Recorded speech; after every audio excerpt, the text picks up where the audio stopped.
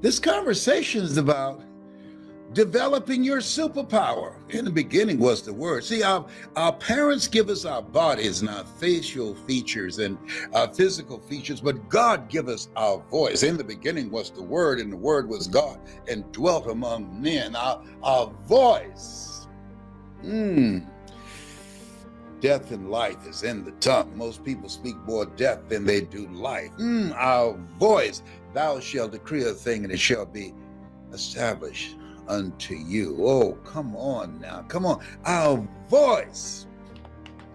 You want to change your life? Seek ye first the kingdom of God and his righteousness, and all these things shall be added unto you. When shall the kingdom of God come? The kingdom of God cometh not by observation. They shall say, it's neither lo there, lo here. Behold, the kingdom of God is within you. It's within you. Woo, wow.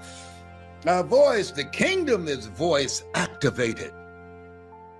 That's why when you encourage someone, you stir up something in them. That's why when you speak, that you're able to ignite and release the kingdom of stories of greatness and potential and artistry, and enable them to expose themselves to a part of themselves that they can't go to by themselves, and that when you spoke, you exposed them to the kingdom of potential in them to live a larger life, to live the life that they were chosen to live their calling. A job is what you get paid for. A calling is what you're made for.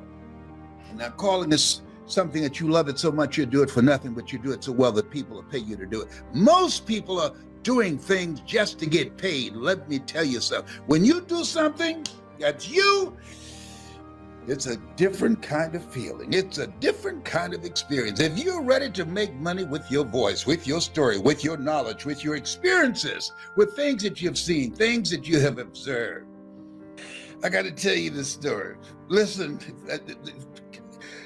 you won't believe this. This is going to blow your mind. You won't believe it, and you're going to believe it. It's shocking. It's a drop the mic moment. It's jaw dropping what I'm about to tell you right now. Just let some other people know and say, Les is about to say something that you're going to say, whoa, wow. I'm telling you, do it right now. Have somebody else. Listen to me. I will tell you this story. And I'm gonna find a way to make it work for you, all right? Okay, I thought it just dropped in my spirit. Ladies and gentlemen, and this is primarily to men.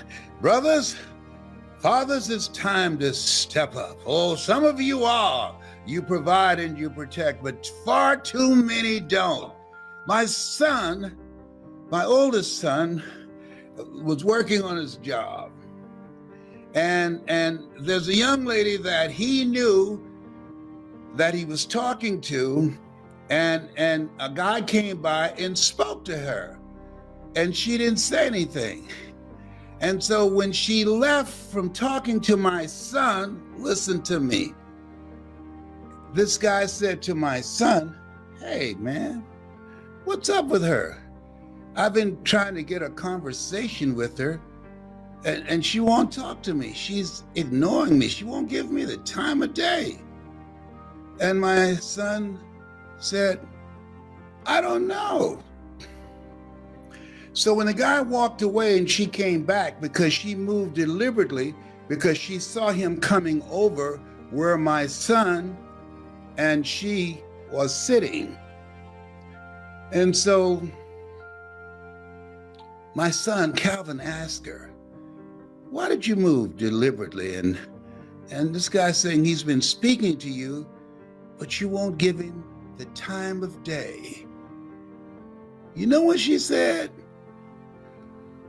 He is the father of our son. And because he's not involved, because he doesn't come around, he doesn't remember my face. Good God from Zion. Whoa! You can't make this kind of stuff up. You can't make this up. He'd been absent. He's a sperm donor. You can't make this stuff up. He's not involved in his child's life. He's been away so long, so absent, he doesn't even remember the face of the mother of their child. Oh, God. Oh, boy. Oh, we have. Oh, boy.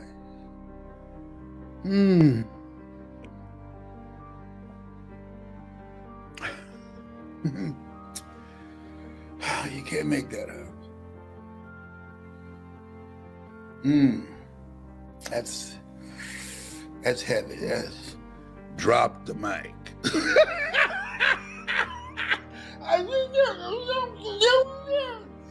You know what Tyrone said? You about to make me cuss, Mr. Brown. If you don't know Tyrone, it's a squirrel that's outside my window. He's taught me squirrely. He doesn't know how to speak English yet, but I understand it.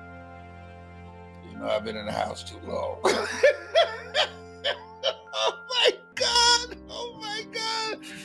Oh, this thing called life is just too much. It's just too much. As Jerry would say. See, part of being able to change what's looking back at you in the mirror is being around the right people. That's major.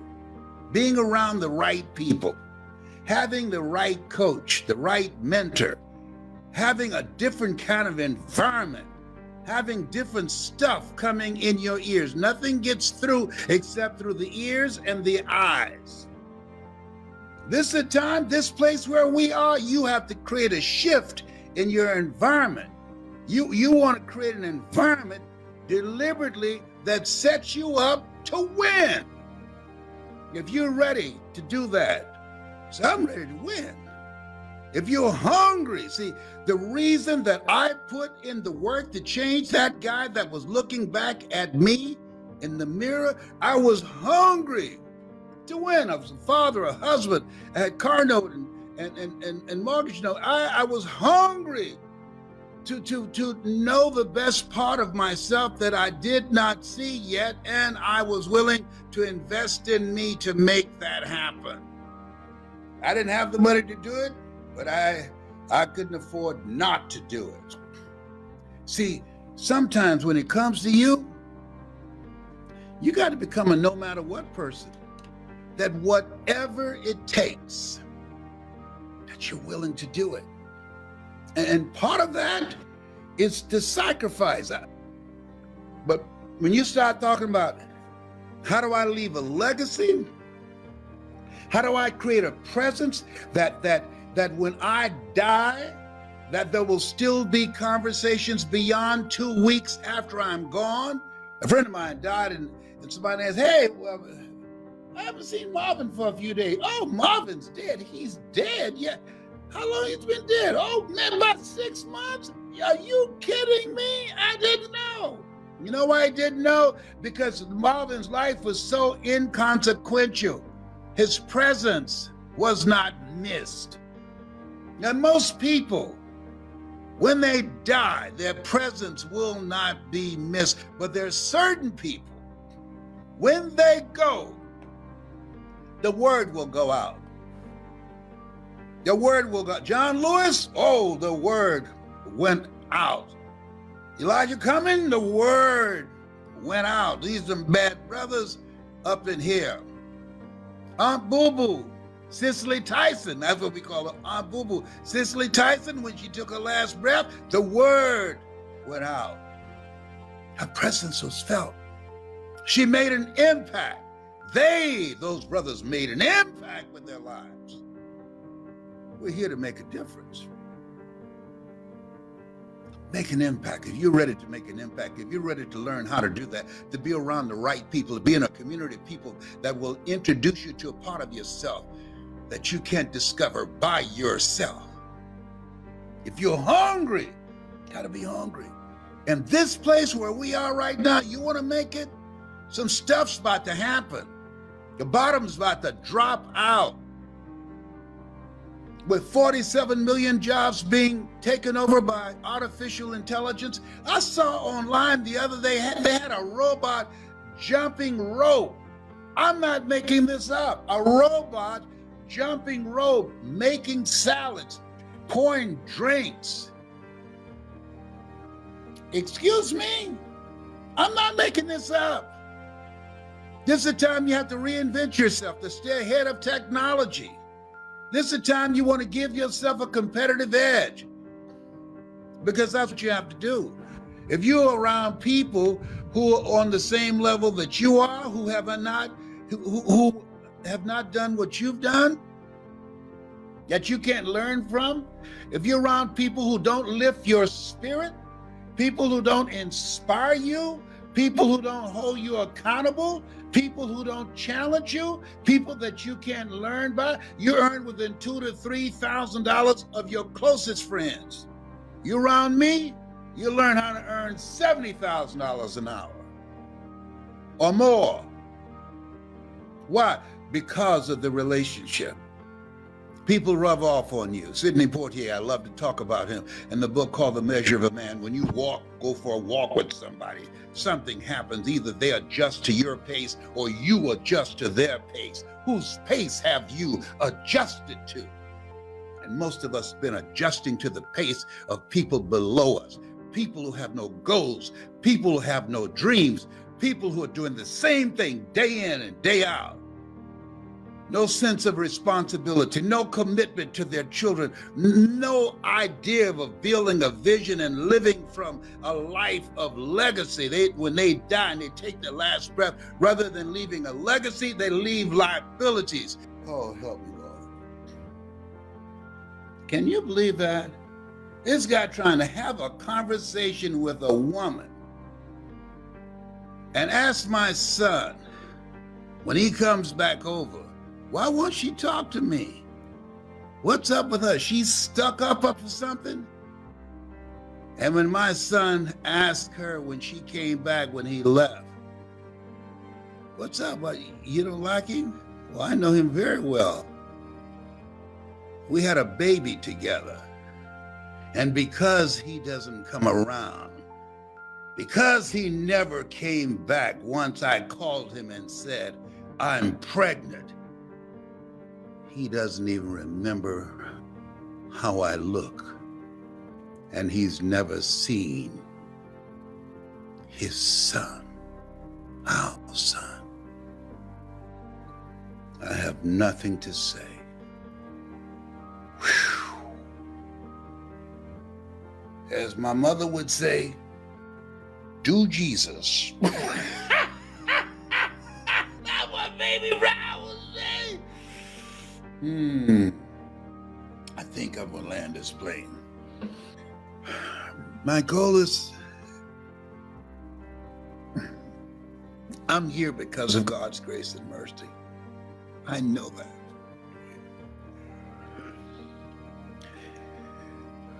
He spared me so I can help people. It's not about me. And I'm grateful. Somebody asks, what do you want said about you when you go? I aspired to inspire until I expire.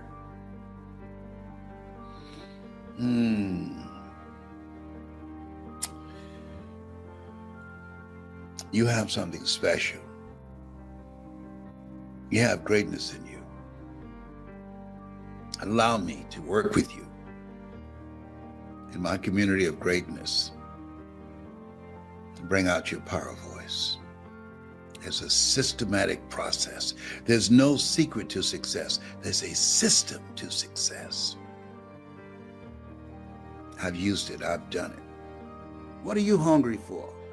I wanted to be my own boss everywhere I worked because of the politics.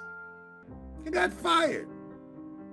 Some things happen to you, some things happen for you. Had I not been fired from WVKO radio station, Had I not been fired, I would have never became a state legislator. Had I not been fired, I'd never produced specials for public television. Had I not been fired, I'd have never been paid $5 million to do a talk show by King World.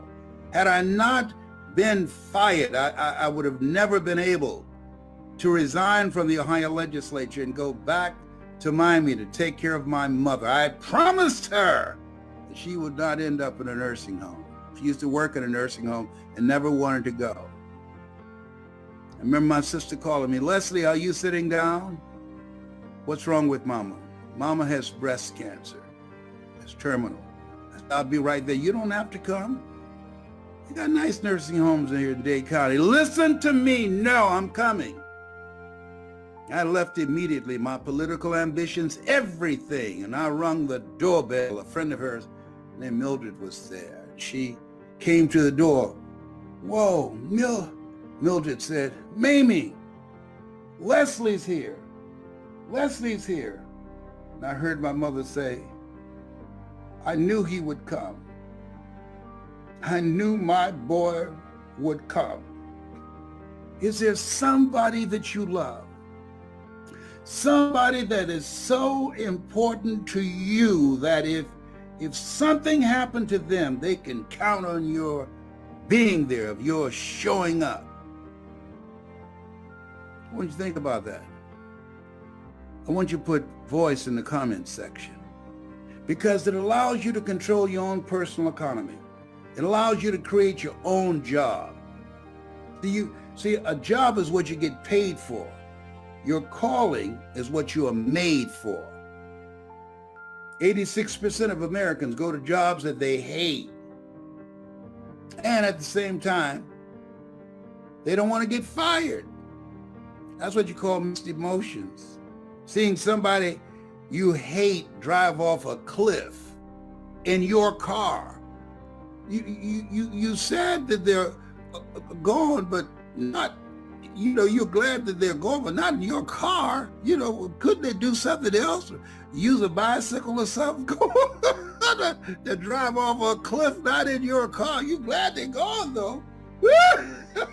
Let me tell you something. This thing called life. Helen Keller had a point. Life is short and unpredictable.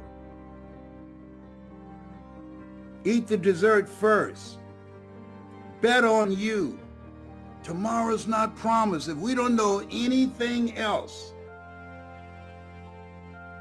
we know that the coronavirus has taught us how fragile life is.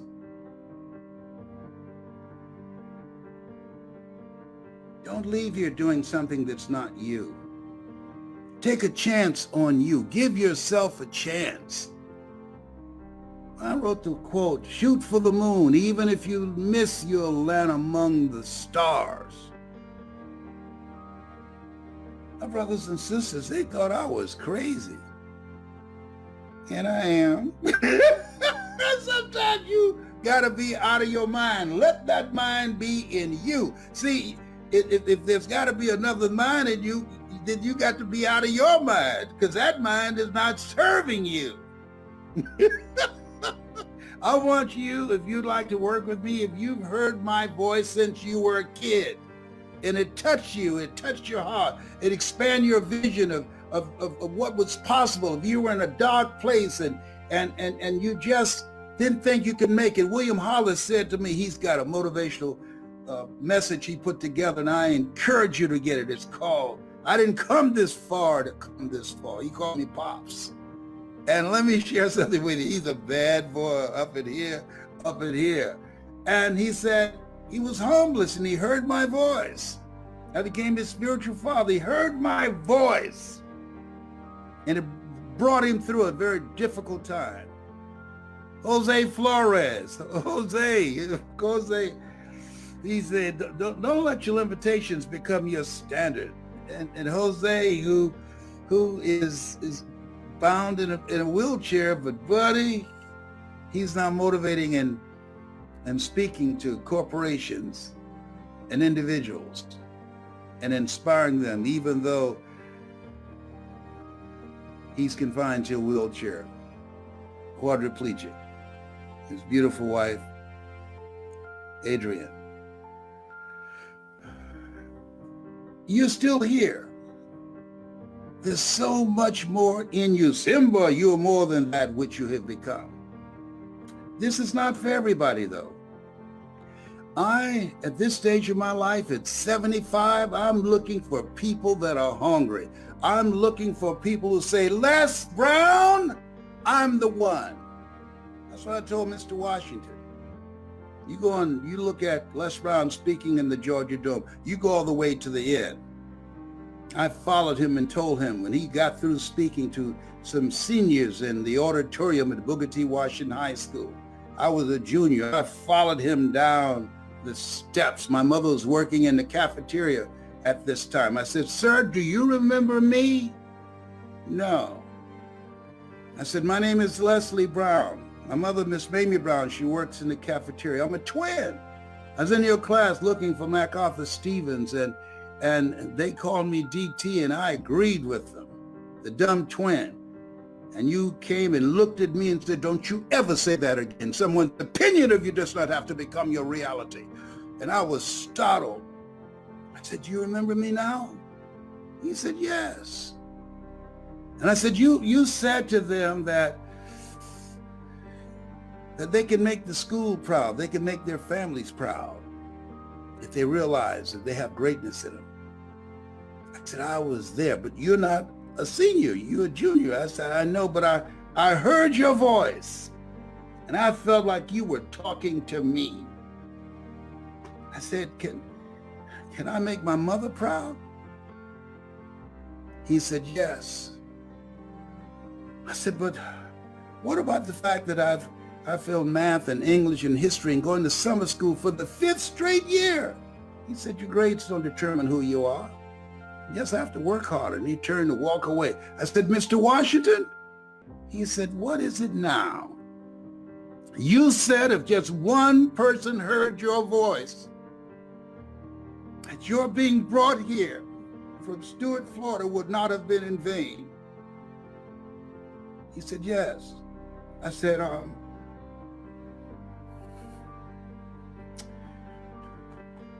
I'm the one, sir. I am the one. He said, it's possible, Mr. Brown. He turned and walked away. I said, remember my name. I'm the one, sir. I'm Mrs. Mamie Brown's baby boy. And one day you're going to hear my name again. I'm the one. And I'm sure he just dismissed it. You see the video, Les Brown speaking in the Georgia Dome. I'm not going to end it for you, but it tells the full story. Here's what I'm saying. Some things happen to you. Some things happen for you. Keep the faith, baby. As Adam Clayton Powell, great congressman out of New York, once said. Keep the faith. Faith that has never been tested can't be trusted. Keep the faith, baby. Judge not according to appearances. Keep the faith, baby. Greater is he that's in you than he that's in the world. Keep the faith, baby. He said, I'll give you whatever you desire. Keep the faith, baby.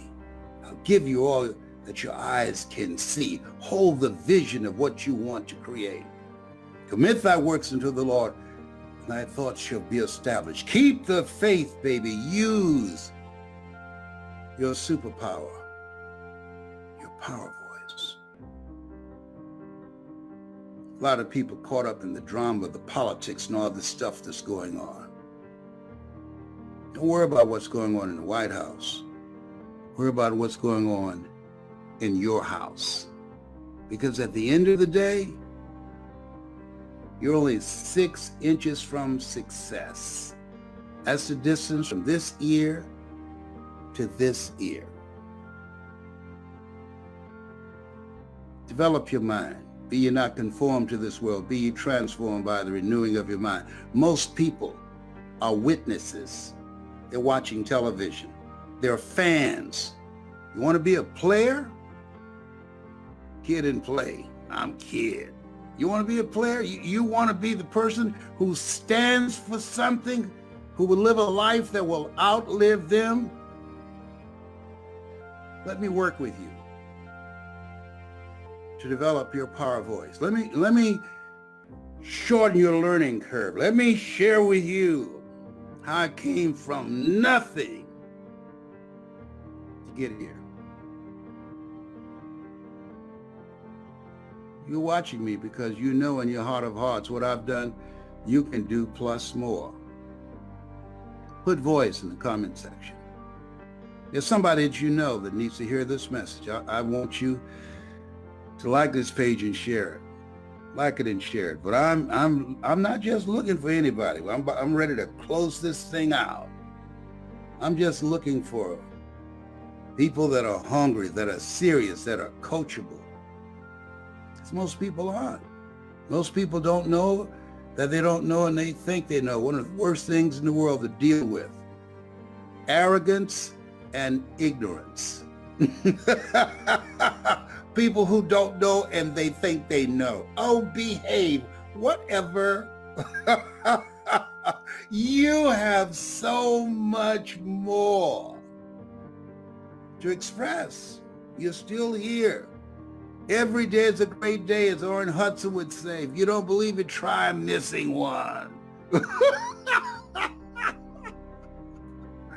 If you're ready to make more money, if you're ready to be your own boss, if you're ready to generate and control your own personal economy, if you're ready to advance your career, if you're ready to run for office and make a greater impact and to live a life that will outlive you, be a policy maker, put voice in the comment section. If you have some skills, some knowledge, you're a speaker, trainer, coach, and you want to make yourself stand out. Name of the game today is attention. How to get attention, how to create an experience to hold the attention, and how to direct the attention. That's the name of the game. Put voice in the comment section. People are rushing to become a part of our training program, the leading program on the planet. I do it. I control it. I direct it. And if you can find somebody who's come from where I've come from and done what I've done and overcame what I overcame, I encourage you. Do it with them. Got somebody who can do it and accomplish what I have accomplished, becoming a dominant force in this industry? My hat goes out to you. This is not for everybody that I do. The Power Voice system. He who has ear, let him hear. If you could hear me in your heart, this is your time. You watch me up to this point, you know in your heart of hearts, these things ye shall do, and greater things shall ye do. You're ready for the greater work. Put voice in the comment section. Do it now. Don't put it off. Oh, I can't afford to do it. You can't afford not to do it. You know, people are talking about how much does it cost? Don't worry about how much does it cost. Ask yourself the question. As a guy asked me, how much will it cost you if you don't do it? Had I not bet on me, had I not put my money where my mouth is, oh my God, it cost me millions of dollars, literally. The clients I've had, AT&T, Procter & Gamble, McDonald's Corporation, General Electric, IBM, it had cost me millions of dollars, and the lives that I could have transformed had I not bet on me. Everybody being practical and logical and reasonable say, you're wasting your time. There are over 3,000 members of the National Speakers Association. Sometimes in life, you've got to be unreasonable. That's why we're taught to walk by faith and not by sight. That's why we're taught to call forth those things that be not as though they were. Judge not according to appearances, but right judgment, right thoughts, right feelings, right emotions, right relationships, and right vision. Yeah, let everybody else follow all the drama that's going on. He said, I'll keep thee in perfect peace whose mind is stayed on thee, not on thee in the drama. Drama will always be here. Always.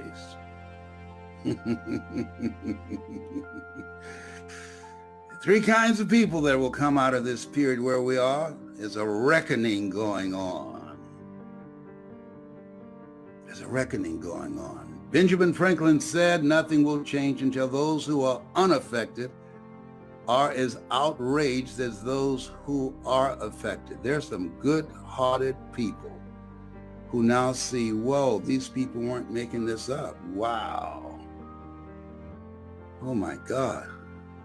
Who would have thought? These people have been getting away with murder, judge, jury, and executioner. That's not American.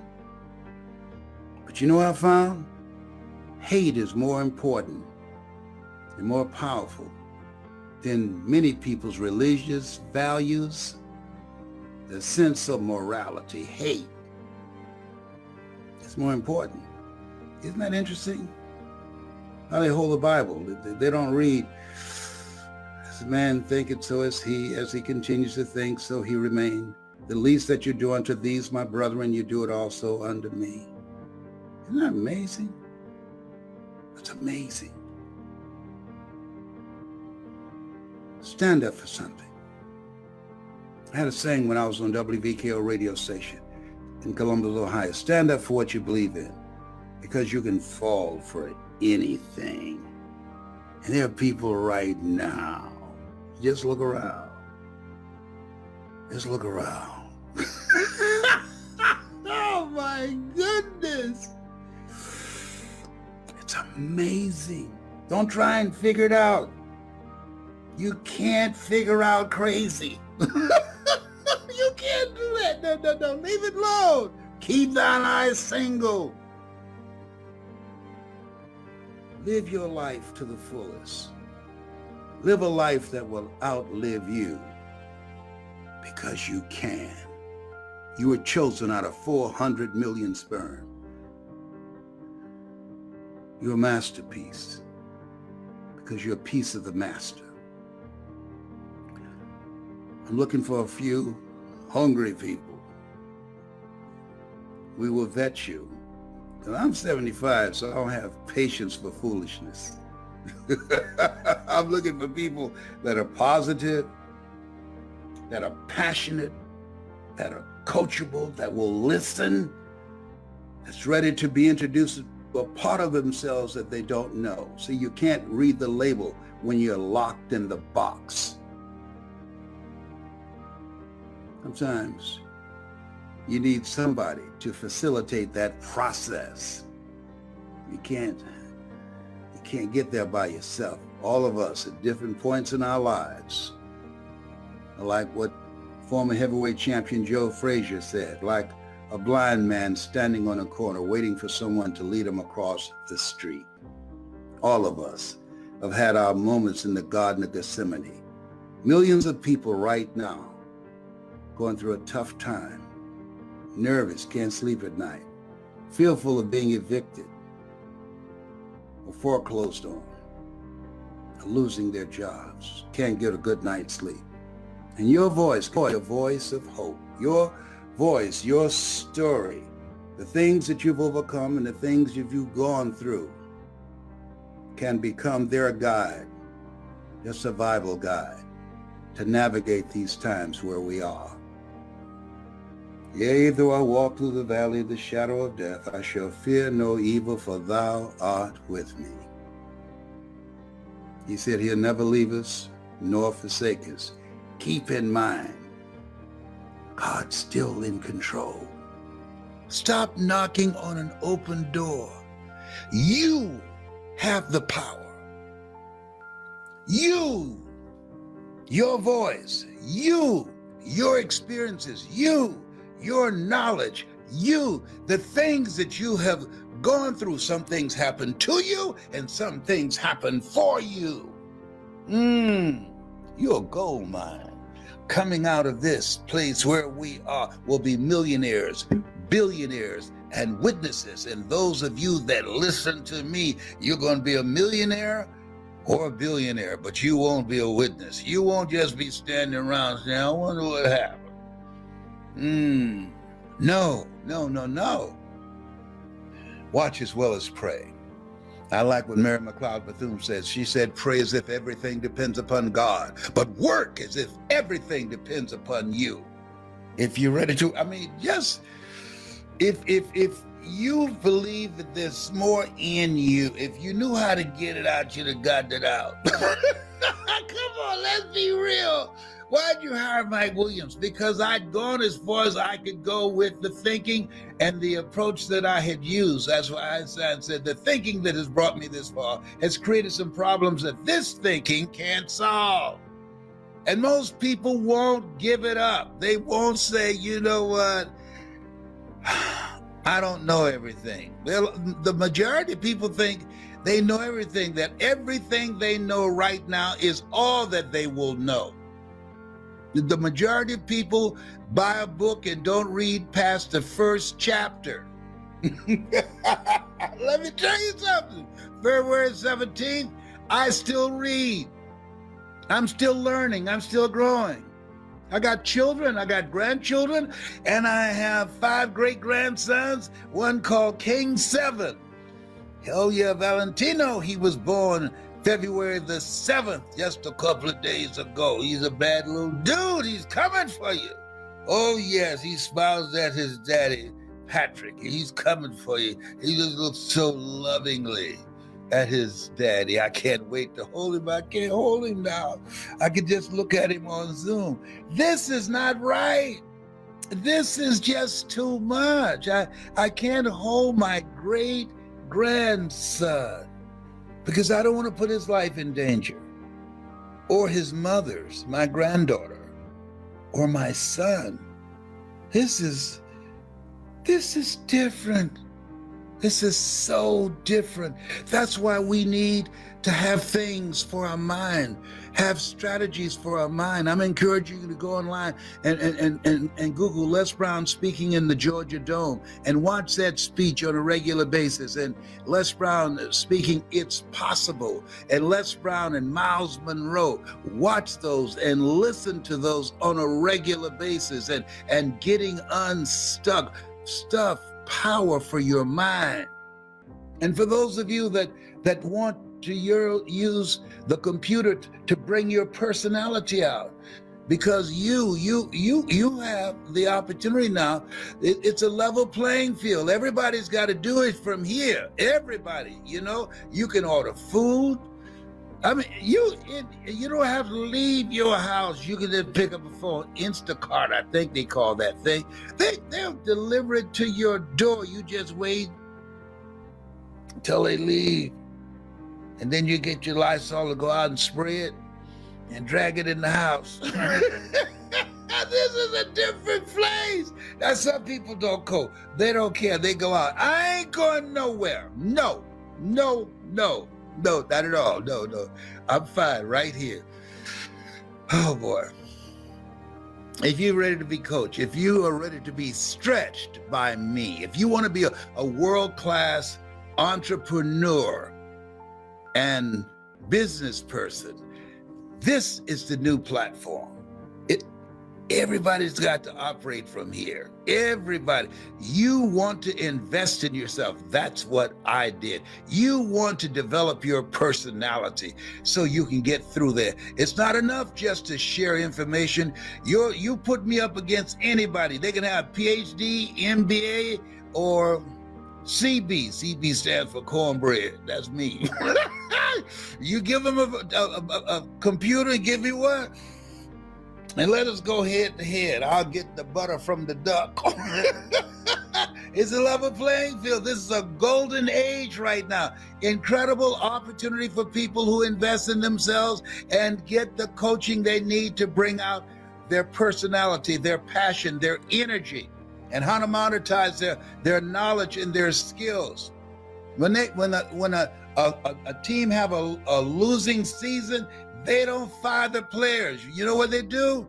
They get a winning coach. They get a coach who wins. That's what they get.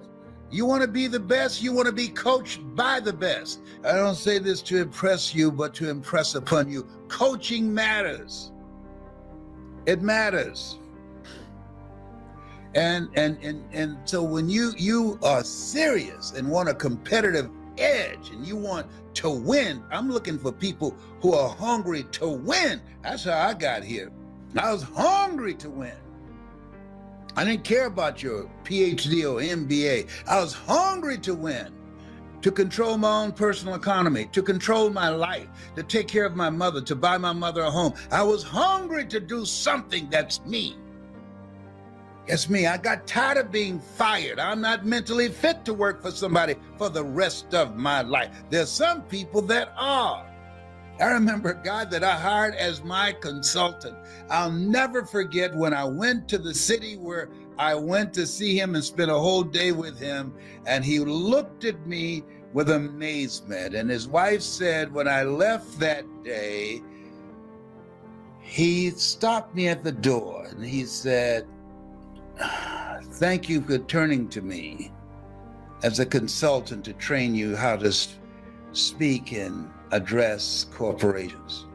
He said, "But you know something, Les?" I said, "No, I wouldn't hire you." I said, "Why? I have an MBA. You think if it were in fact possible to speak to corporations around the world, I got an MBA, you think I would be working on this job where I'm working 65 to 70 hours a week? You think I don't have anything else to do with my time?" He said, "I'm just telling you, I got to check. I'm just telling you, you're wasting your time. They're not going to hire you." I said, "Thank you." He said, "You ought to give this up, man, and try and find a job in another city as a disc jockey." I said, "Man, that's behind me. I'm not looking back. I want to do something different with my life." And Mike Williams is with me. And his wife said, the two of them went to the window, looking out the window as I was getting in my car. And she asked him, "Do you think he's going to listen to you and give up this crazy idea of speaking to corporations and speaking around the world, even though he doesn't have an MBA like you, or any college at all, or any corporate experience?" And he said, to his credit, he said, "No." And she was stunned. She said, "Why? I thought you were very convincing. Why? He believes in you and what you say." And he said, he doesn't know enough to know that he can't do it. And so he's going to go forward. He's going for it anyhow. See, sometimes you've got to be intelligently ignorant. You don't know what you can't do. According to the laws of aerodynamics, a bumblebee isn't supposed to fly because its large body cannot be held up by its little puny wings. But the bumblebee doesn't know it. Sometimes you've got to be intelligently ignorant. Lean not unto thine own understanding. There's some things that does not fit within the realm of logic and reasoning and being practical. That's why we're taught to judge not according to appearances. You got greatness in you. Don't you judge yourself based upon your failures, based upon your past, based upon the stuff you've gone through. No! Greater is he that's in you than he that's in the world. No! You were born to do good stuff. No! You are more than a conqueror. And if life knocks you down, try and land on your back, because you can look up, you can get up. If you're ready to get back up and control your own economy, if you're ready to get back up and control your own life and be your own boss, and let me show you how to do that. I can hook you up. Oh, he's on fire. Oh, behave. Whatever. Better must come. As Althea Grant said, I want you to say that to yourself. You're going through some stuff right now? I want you to say, better must come, in a voice of defiance. She was under her aunt's bed, and her aunt treated her like dirt. Her mother dropped her off and didn't let her know, I'm leaving the country, and left her with an aunt that treated her like nothing. And she heard a song called Better Must Come, and that was the mantra that kept her from losing her mind. Sometimes we need something that we can hold on to, something in spite of our situation, something in spite of the abuse, something in spite of the cruelty, something in spite of the hopeless situation that we find ourselves in, that we can hang on to and say, better must come. Better must come. There's something that I read in what I call my favorite book. All things work together for good for those who love God and for those who are called according to his purpose. I see this as a calling.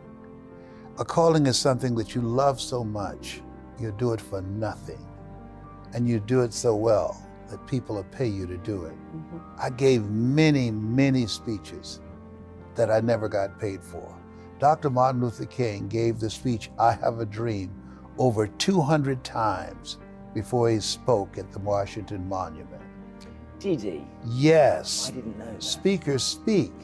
And I tell speakers, listen, if this is who you are, this is what you love to do, you don't have to be great to get started, but you have to get started to be great. Speak. Do you remember your first ever speaking gig? Do you remember Yes, because I remember Dad tricked me, and I shared this in the conference about, he said he knew I wasn't going to just get on stage and speak, because I told him I'm not a speaker, I'm shy, I'm introvert. So he said, okay. He realized I wasn't gonna back down, so he used wisdom, and he said, you don't have to speak.